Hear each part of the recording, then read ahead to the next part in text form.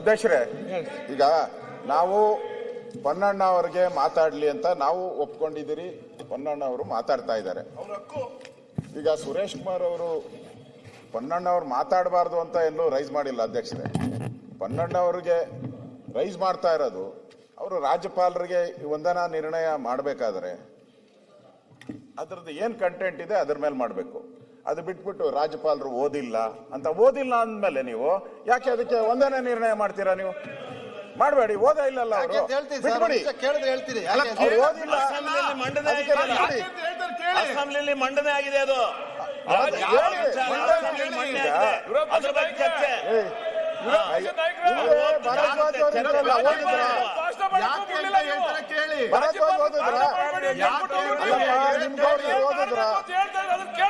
ಖುರ್ಷಿದ್ ಆಲಂ ಖಾನ್ ಓದಿದ್ರ? ಸರಿ ಆಯ್ತು. ನೀವು ಭಾರದ್ವಾಜ್ ಓದಿಸಿಲ್ವಾ? ಆಯ್ತಪ್ಪ ಬಾಲಕೃಷ್ಣ,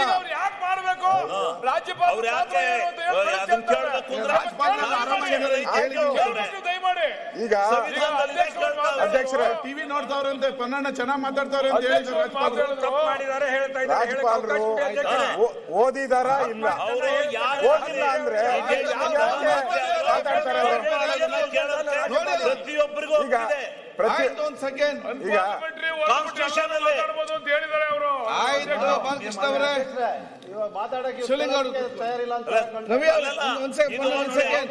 ಈಗ ಮತ್ತೊಬ್ಬ ಸದಸ್ಯರಿಗೆ ಅವಮರ್ಯಾದೆ ಮಾಡಿದಂಗಾಗುತ್ತೆ ಇದು. ಆಯ್ತು, ಎಲ್ಲ ನೀವು ಮರ್ಯಾದೆ ಇದ್ದವರೇ ಮತ್ತೆ ಮರ್ಯಾದೆ ಕೊಡುವವರೇ, ದಯವಿಟ್ಟು ಕೂತ್ಕೊಳ್ಳಿ. ಎಲ್ಲ ಮಾಡಬಾರ್ದು. ಆಯ್ತು, ಅವ್ರು ಮಾತಾಡ್ಬೇಕು.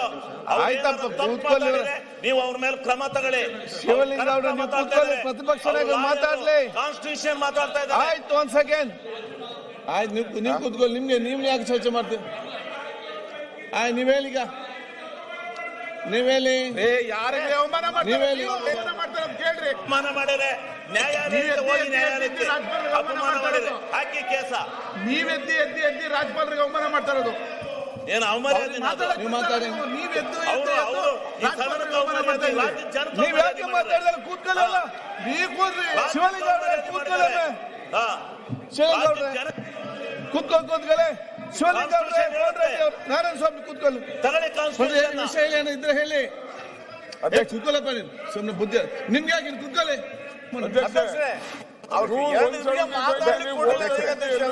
ಕೃಷ್ಣ ಕೂತ್ಕೊಳ್ಳಿ. ಕೃಷ್ಣ ಮನೆ ಅಧ್ಯಕ್ಷ ನೋಡಿ, ಎಲ್ಲ ಬುದ್ಧಿ ಹೇಳುವವರು ಇದ್ದೀರಿ ಇಲ್ಲಿ. ಆಯ್ತು ಅಧ್ಯಕ್ಷರೇ, ಮುಂದುವರಿಸ್ತೀರಿ. ಈಗ ತಮ್ಮ ಹತ್ರನೂ ನಾವು ಹೇಳಿದಿರಿ ಅವ್ರು ಮಾತಾಡ್ಲಿ, ಅದರಲ್ಲಿ ನಮ್ದೇನು ಅಭ್ಯಂತರ ಇಲ್ಲ. ಅವ್ರು ಅನುಮೋದನೆನೂ ಮಾಡಲಿ. ಪ್ರದೀಪ್ ಈಶ್ವರ್ ಅವರು ಅನುಮೋದನೆ ಮಾಡ್ತಾರೆ, ನಾವು ಒಪ್ಕೊಂಡಿದ್ದೀರಿ. ನಾನು ಇಲ್ಲಿ ಮಾತಾಡ್ಬೇಕಾದ್ರೆ ಹೇಳಿದೆ. ಇಲ್ಲಿ ಪ್ರಶ್ನೆ ಪೊನ್ನಣ್ಣ ಅವರು ಯಾವ ದಾಟಿಯಲ್ಲಿ ಮಾತಾಡಬೇಕು ಏನು ಅನ್ನೋದ್ರ ಬಗ್ಗೆ ಒಂದು ಕ್ಲಾರಿಟಿ ಇಲ್ಲ ಅಂತ ಅನ್ಸುತ್ತೆ ಅವ್ರಿಗೆ.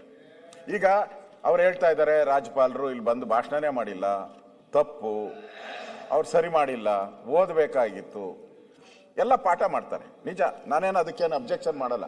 ನೀವೇನು ಹೇಳಿದ್ರೆ ಅದಕ್ಕೇನು ಅಬ್ಜೆಕ್ಷನ್ ಮಾಡಲ್ಲ. ಇದೇನು ಇವತ್ತೇನೋ ಹೊಸ್ದಾಗಿ ನಾನು ಆಗಿದೆಯಾ? ಇವಾಗ ಹೊಸ್ದಾಗಿದ್ರೆ ಪರವಾಗಿಲ್ಲ. ಈ 26ನೇ ಇಸ್ವಿಯಲ್ಲಿ ಆಗಿದ್ರೆ ಪರವಾಗಿಲ್ಲ. ಹಿಂದೆ ಖುರ್ಷಿದ್ ಆಲಂ ಖಾನ್ ಅವರು ಇದ್ರು, ಅವರು ಲೇ ಮಾಡಿಬಿಟ್ಟು ಅವಾಗ ನಾವು ಕಾಂಗ್ರೆಸ್ ಅವ್ರು ಹೇಳ್ಕೊಟ್ರು ಅಂತ ಹೇಳಿದ್ರ? ಇಲ್ಲ, ನಾವು ಖುರ್ಷಿದ್ ಆಲಂ ಖಾನ್ ಓಡಿ ಹೋದರು, ನಾವೇನು ಹೇಳಿಲ್ಲ. ಆಮೇಲೆ ಭರದ್ವಾಜ್ ಅವರು ನನ್ನ ಪ್ರಕಾರ ಮೂರು ಬಾರಿ ಭರದ್ವಾಜ್ ಅವರು ಯಡಿಯೂರಪ್ಪನವ್ರು ಇದ್ದಾಗ ಎಲ್ಲ 3 ಬಾರಿ ಅದು ಲೇ ಮಾಡಿಬಿಟ್ಟು ಸೀದಾ ಇಳಿದು ಹೊರಟೋಗ್ಬಿಟ್ರು. ಅವಾಗ ಯಾವ ಕಾನೂನು ಇತ್ತು? ಅದೇ ಸಂವಿಧಾನ ಇವಾಗೂ ಇರೋದು, ಅದೇ ವಿಧಾನಸಭೆ ಇವಾಗೂ ಇರೋದು, ಅದೇ ಚೇರೆ ಇರೋದು, ಅದೇ ಎಲ್ಲ ಇರೋ ಅಂಥದ್ದು. ಅವಾಗ ಮಾತಾಡಲ್ಲ. ಈಗ ನಮಗೆ ಕಾನೂನು ಹೇಳ್ಕೊಡ್ತಾರೆ, ಹಿಂಗ್ ಕಾನೂನು ಇರಬೇಕು, ರಾಜ್ಯಪಾಲರು ಹಿಂಗ್ ನಡ್ಕೊಬೇಕು ಅಂತ. ಅವಾಗ ನೀವು ನಿಮ್ದೇ ಕೇಂದ್ರ ಸರ್ಕಾರ ಇತ್ತು, ಅವಾಗ ಕಾನೂನು ಹೇಳ್ಕೊಡ್ಬೇಕಾಯ್ತು. ನಿಮ್ಮ ಕಾನೂನುಗಳೆಲ್ಲ ರಾಜ್ಯಪಾಲರಿಗೆ ಅಲ್ಲೇ ಕೂತಿರ್ತಾ ಇದ್ರಿ. ರಾಜಭವನ ಹೋಗಿ ಕಾಂಗ್ರೆಸ್ ಆಗ್ಬಿಟ್ಟಿತ್ತು. ಅವಾಗ ಕಾಂಗ್ರೆಸ್ ಆಫೀಸ್ ತರ ಇತ್ತು ರಾಜಭವನ. ಅವಾಗ ಕಾನೂನು ಬೇರೆ ಇತ್ತಾ? ಇವಾಗ ಬೇರೆ ಕಾನೂನು, ಹೊಸ ಕಾನೂನು ಬಂದಿದ್ರೆ ಹೇಳಿ. ನಾವು ಗೌರವ ಸಲ್ಲಿಸೋದು, ಅದ್ರ ಬಗ್ಗೆ ಏನ್ ಬೇಕೋ ಮಾತಾಡ್ಲಿ. ರಾಜ್ಯಪಾಲರ ಬಗ್ಗೆ ಯಾಕೆ ಮಾತಾಡ್ತಾರೆ? ಸರ್ಕಾರ ಏನೇನು ಒಳ್ಳೆ ಕೆಲಸ ಮಾಡಿದೆ ಅಂತ ರಾಜ್ಯಪಾಲರು ಹೇಳಿದ್ದಾರೆ. ಅವರು ಪ್ರಾರಂಭದಲ್ಲೇ ಇದ್ದಾರೆ, ನನ್ನ ಸರ್ಕಾರ ಅಂತ ಹೇಳಿದ್ದಾರೆ. ಏನೇನು ಒಳ್ಳೇದ್ ಮಾಡಿದಾರೆ ಹೇಳಿ, ಒಳ್ಳೇದ್ ಮಾಡಿದ್ರೆ ಹೇಳಿ. ಅವ್ರದೇ ಅಲ್ವಾ?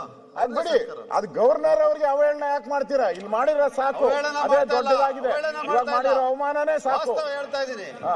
ಸಂವಿಧಾನ ಅವಮಾನ ಮಾಡ್ಬೋದಾ? ಆಯ್ತು. ಸಂವಿಧಾನ ಹೇಳೋದನ್ನ ಓದಬಾರ್ದು ಹಾಗಾದ್ರೆ. ಹಾಗಾದ್ರೆ ಹಿಂದೆ ಮಾಡಿದಾರಲ್ಲ ಯಾಕೆ? ಸರ್ವೋಚ್ಚ ನ್ಯಾಯಾಲಯ ಏನ್ ಹೇಳಿದೆ ಅಂತ ಓದ್ತಾ ಇದ್ದೀನಿ.